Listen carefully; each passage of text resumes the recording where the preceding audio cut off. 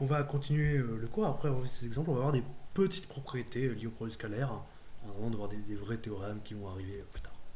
Donc vous savez peut-être, quand vous faites de la physique ou de la SI, que quand vous voulez calculer la norme d'un vecteur, donc mettons que vous avez f, vous savez que c'est la racine carrée de f, du vecteur f scalaire lui-même, et vous passez ça à la racine carrée. Et bah du coup on va faire pareil ici en mathématiques.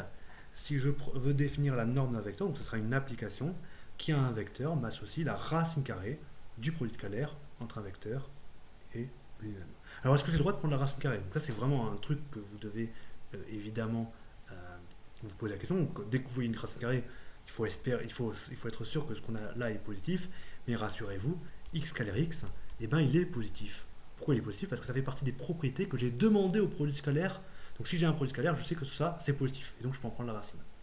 Et ce nombre-là, bah, c'est la norme de x, donc j'appelle ça la norme associée au produit scalaire. Quand je me fixe un produit scalaire, eh ben, je peux donner ça, et ce que j'appelle cette norme-là, évidemment, elle dépend du produit scalaire, puisque j'utilise le produit scalaire pour la définir, et donc c'est ce qu'on appelle la norme associée au produit scalaire. On appelle ça la norme euclidienne, ou la norme pré-hilbertienne, parce qu'elle est reliée à mon produit scalaire.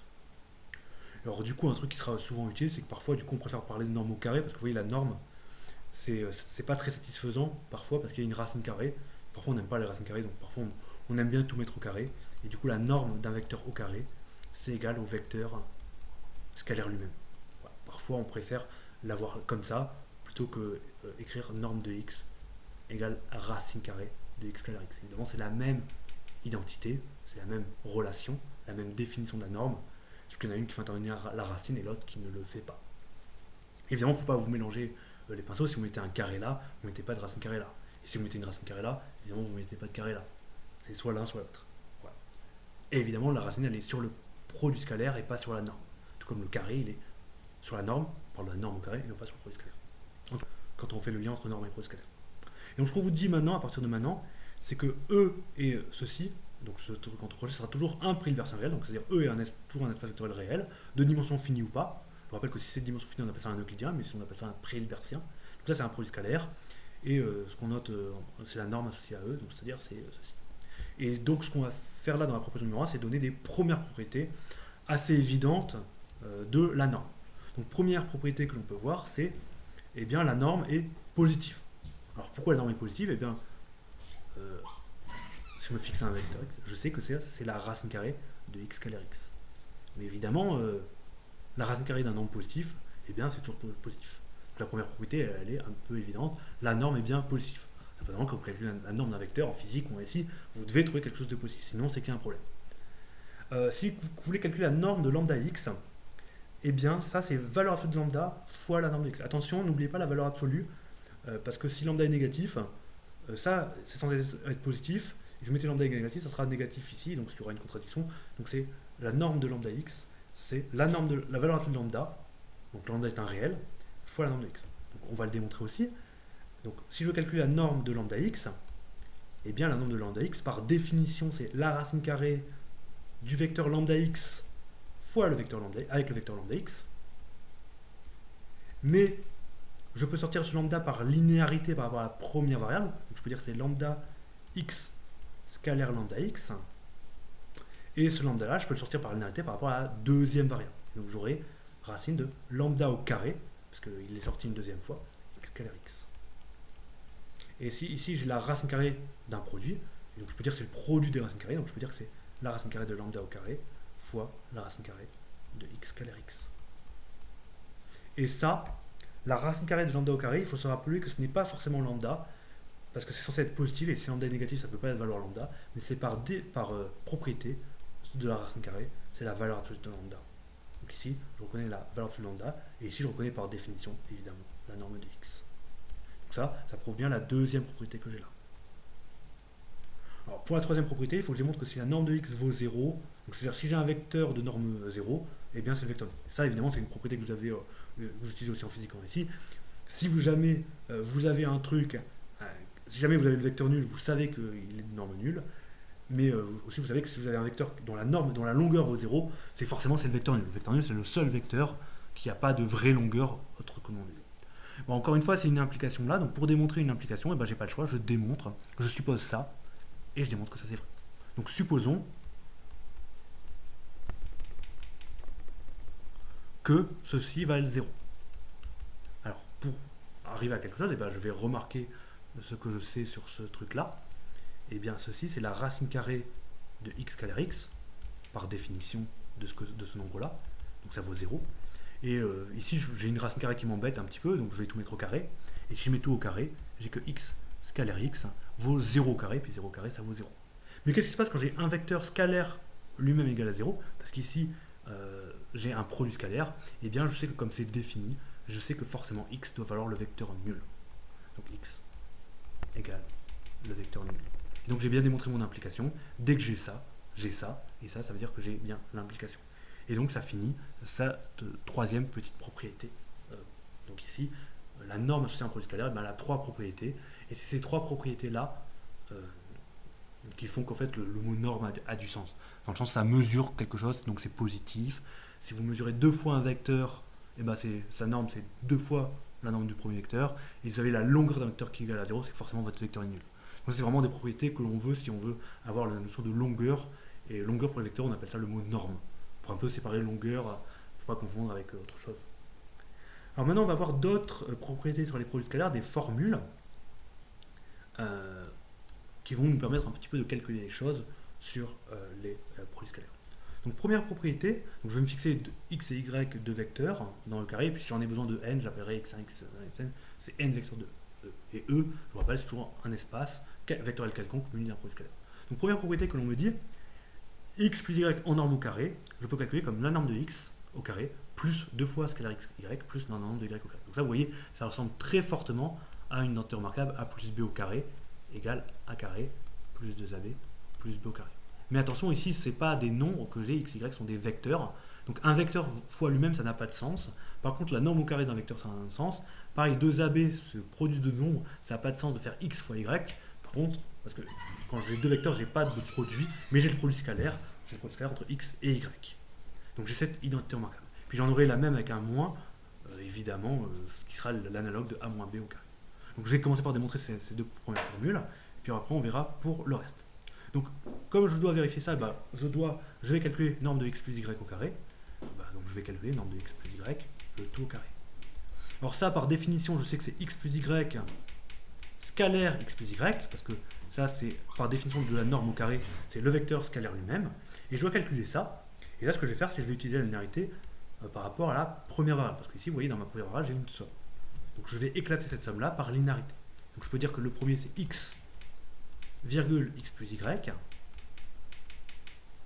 plus deuxième terme y virgule le deuxième terme.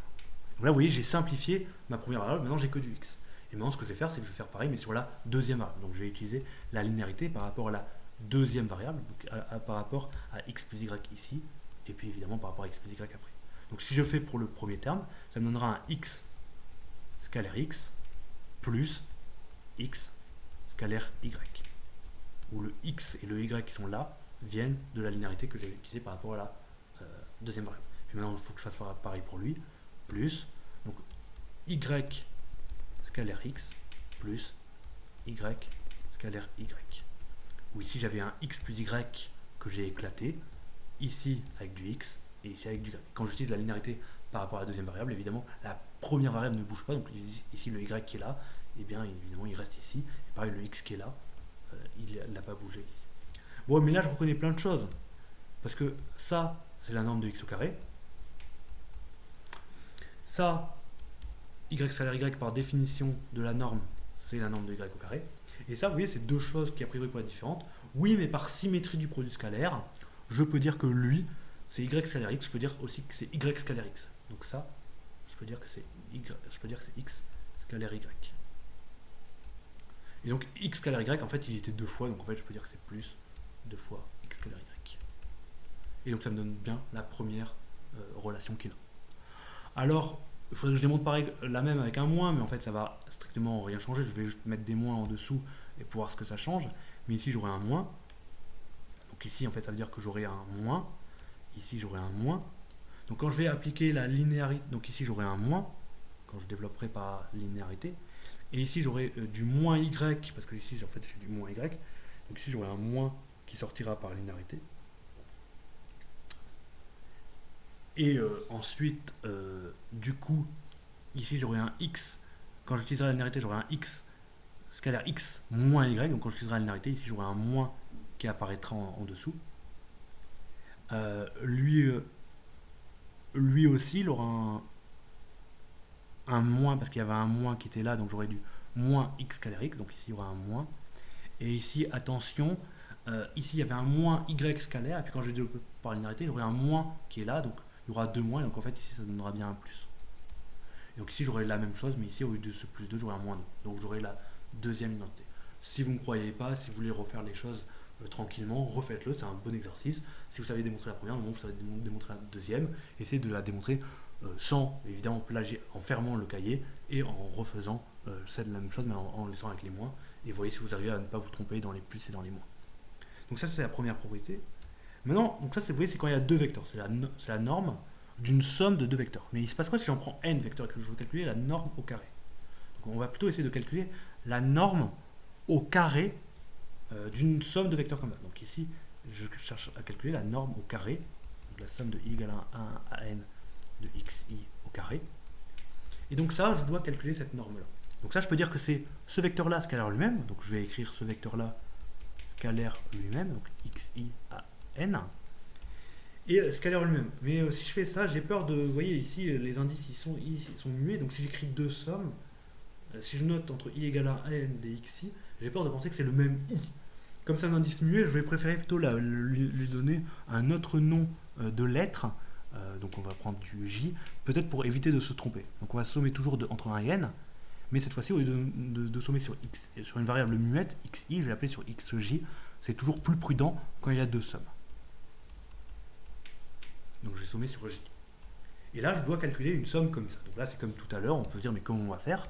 Eh bien, puisque c'est linéaire par rapport à la première variable, eh bien, on va développer par rapport à cette première variable. Donc je vais pouvoir dire que c'est la somme de i égale 1 à n de xi scalaire le deuxième vecteur. Ici, le deuxième vecteur, je ne touche pas, c'est toute cette somme, la somme de j égale 1 à n de xj.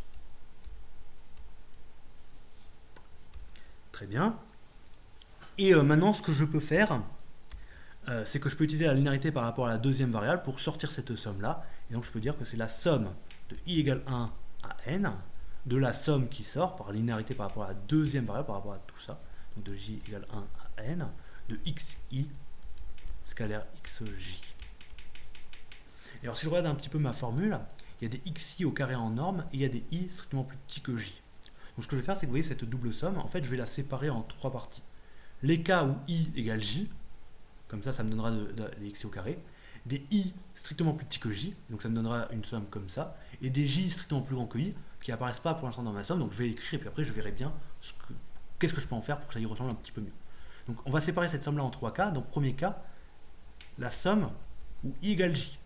Donc en fait, du coup, ici j'ai xi scalaire xi. Donc ça c'est le cas i égale j. Après, j'ai la somme plus, donc cette somme où i prend toutes les valeurs possibles et j prend toutes les valeurs possibles, mais seulement avec i strictement plus petit que j. Donc j'ai du xi scalaire xj plus, et le cas contraire, la somme de 1 plus petit que j, plus petit que i, plus petit que n, de xi scalaire xj. Et donc comme je vous l'ai annoncé tout à l'heure, ici je reconnais bien la norme au carré de xi, donc ça me semble bien par rapport à ma première somme que je dois obtenir dans le résultat final, j'ai cette somme-là. Mais là, vous voyez, j'ai deux sommes, or je dois avoir deux fois la première. Donc ça veut dire que cette somme-là, elle contribue comme 1, une fois cette somme-là. Donc probablement que celle-là vaut en fait cette somme-là aussi, enfin vaut celle-là. Alors là, on pourrait se dire, mais cette fois-ci, j est strictement plus petit que i, donc c'est pas la même chose, et ici j'ai xj scalaire xj. Du coup, ce que je vous suggère, c'est que ce que l'on peut faire, c'est que xi scalaire xj, en fait, je peux l'appeler xj scalaire xi. Parce que le produit scalaire est symétrique. Donc l'ordre dans lequel je prends mes vecteurs, ici n'importe pas. Et ici, vous voyez, mes indices, ici, dans cette somme-là, ils sont muets. Donc le j qui est là, rien ne m'empêche de l'appeler i, et le i qui est là, rien ne m'empêche de l'appeler j. Parce que, encore une fois, quand je fais des sommations, que ce soit vrai avec un indice, deux indices, trois indices, quatre indices, je peux toujours changer les indices. Par contre, ce que j'ai pas le droit de faire, c'est que si lui je l'appelle j cet indice-là, l'autre je peux pas l'appeler j. Au vu de ce cas-là, ça aurait pas de sens. Mais par contre, je peux changer leur nom d'indice, et donc lui je décide de l'appeler i, et lui je décide de l'appeler j. Ce faisant, en fait, j'intervertis le rôle de i et j, et donc j'aurai la somme entre 1 et i plus petit que j plus petit que n de x i x j. Si vous voulez, j'ai posé i égale j et j égale i. Et vous voyez, du coup, bah, là, ici, j'ai bien deux fois la même somme. Donc en fait, cette somme-là, en fait, elle y est deux fois. Et donc j'ai bien le résultat voulu.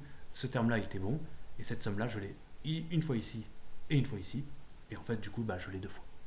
Et donc, ça correspond bien à cette écriture-là. Alors, je vais un petit peu effacer. Voilà. Alors, quelles sont les propriétés suivantes des normes que je peux faire? Donc, c'est x moins y, facteur de x plus y, égale norme de x au carré moins norme de y au carré. Donc là, c'est pareil, je veux démontrer un truc comme ça, et ben je vais développer ce produit scalaire-là, et puis je verrai bien ce que j'aurai. Donc ça, c'est en fait, c'est l'analogue de a moins b au carré, facteur de a plus b, qui est égal, comme vous êtes censé le savoir, à a carré moins b carré.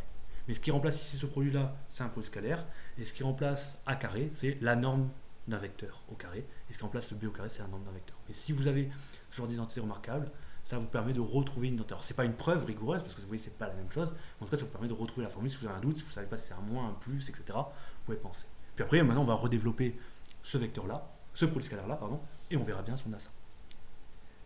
Alors, bah, c'est parti, du coup, x moins y scalaire x plus y. Donc, comme tout à l'heure, je vais utiliser la linéarité. Alors, d'abord, je vais commencer peut-être par rapport à la première variable. Je peux commencer par la deuxième, hein, ça change rien. Il faut bien que je fasse un choix. Je peux dire que c'est x scalaire x plus y, moins, parce qu'il y a le moins qui sort, si vous voulez, c'est lambda qui vaut moins 1 par rapport à la définition de la bilinéarité, ou la linéarité par rapport à la première variable. Donc je peux dire que c'est y scalaire x plus y.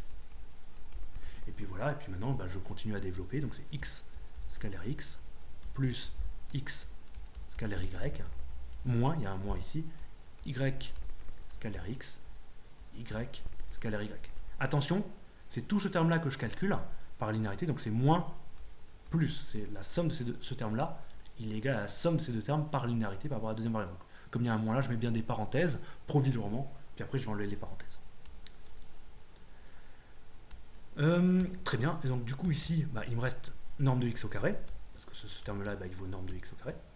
Donc ça correspond bien par rapport à ce que j'espérais comme formule.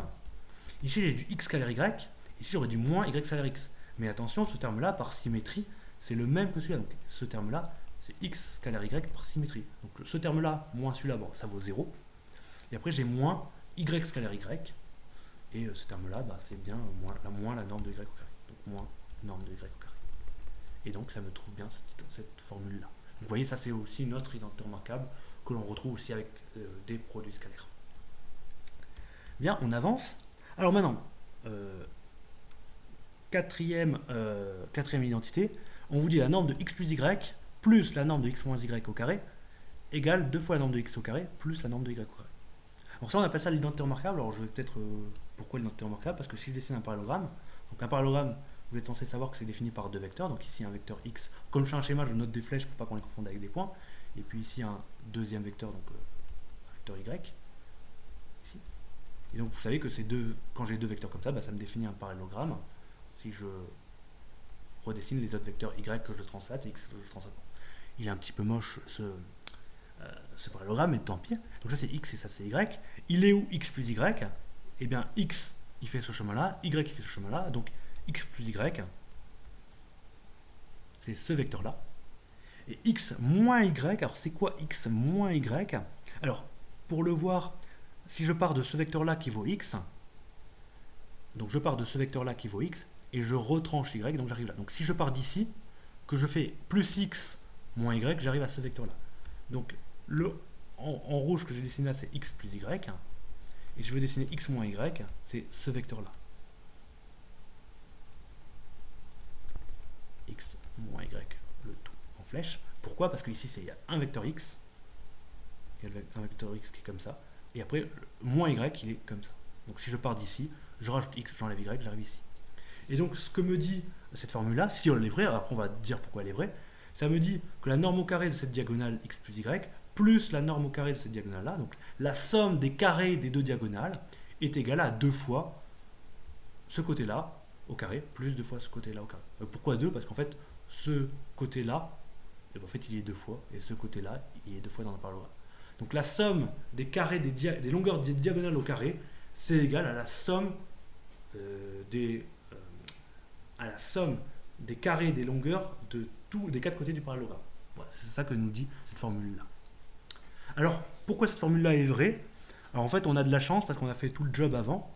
Parce que vous voyez, elle vous parle de norme de x plus y au carré plus norme de x et moins y au carré. En fait, on a déjà calculé ces deux trucs-là. Donc, en fait, je dois faire ça plus ça. Et quand je calcule ça plus ça, il y a un petit miracle qui se passe, c'est que les 2 fois x scalaire y et les moins 2 fois x scalaire y se simplifient, donc ils s'en vont. Et bah du coup, j'aurai 2 fois la norme de x au carré, plus 2 fois la norme de y au carré, parce qu'ils sont là, et la norme de x au carré là et là. Donc quand je somme, j'ai directement ça. Donc le norme du parallélogramme, en fait, c'est juste l'addition de ces deux formules. Enfin, dernière propriété, et on en aura fini pour ce cours. On va définir une formule de polarisation. Donc, une formule de polarisation, c'est quoi? C'est exprimer le produit scalaire en fonction des normes de vecteurs. Donc, si je veux retrouver x scalaire y, je peux dire que c'est ceci. Donc, vous voyez, x scalaire y, c'est un produit scalaire. Je peux le réécrire seulement en fonction des normes de mes vecteurs, donc avec cette formule-là ou avec cette formule-là. Alors, pourquoi c'est vrai? Eh bien, c'est assez facile aussi encore à voir parce qu'on a bien travaillé avant. Donc, maintenant, on va récolter les fruits. Si je prends cette formule-là, eh bien, et que j'isole x scalaire y, je peux donc dire que 2 fois x scalaire y, si je fais passer le norme de x au carré et le norme de y au carré, donc je peux dire que c'est x plus y au carré, moins norme de x au carré, moins norme de y au carré. Et si je veux vraiment x scalaire y et non pas 2 fois x scalaire y, et bien évidemment je divise par 2, et ça me donne exactement cette identité-là. Voilà. Maintenant, deuxième formule de polarisation que je peux obtenir, c'est obtenir sous la forme en utilisant seulement la norme de x plus y au carré et seulement la norme de x moins y au carré. Et ça, encore une fois, on a fait le job avant. Ce qu'on va faire cette fois-ci, donc pour avoir l'identité du parallélogramme, on avait sommé ces deux relations-là. Il se passe quoi si on les soustrait? Donc si on les soustrait, j'aurai x plus y au carré moins norme de x moins y au carré. Donc je fais ça moins ça. Et du coup, si je fais ça moins ça, vous voyez, les normes de x au carré, cette fois-ci, elle va se compenser avec la norme de x au carré. La norme de y au carré, elle va se simplifier avec la norme de y au carré, parce que je fais un moins. Et par contre, le 2 x scalaire y moins 2 fois x scalaire y, et bah du coup, ça nous fera 4 x scalaire y. Et puis évidemment, quand je divise par 4, vous voyez, bah, j'ai bien l'identité, j'ai bien ici x scalaire y égale cette formule-là.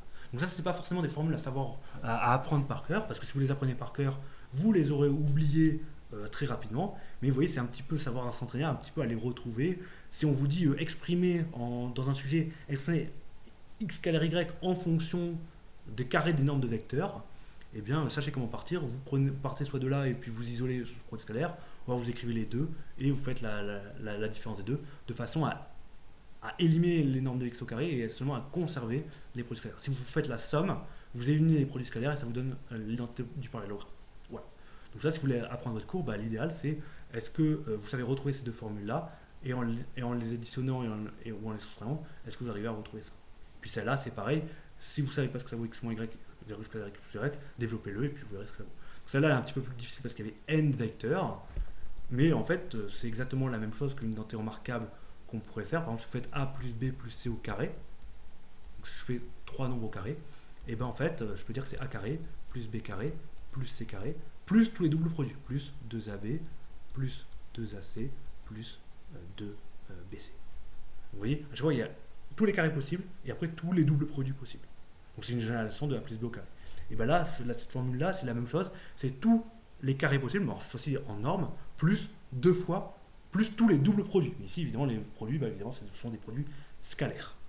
Parce qu'évidemment, le produit de deux vecteurs, ça n'a pas de sens. Mais par contre, le produit scalaire entre deux vecteurs, quand je suis dans un espace pré-hilbertien ou euclidien, eh bien, je peux le faire. Et voilà. Et du coup, c'est tout pour ce cours.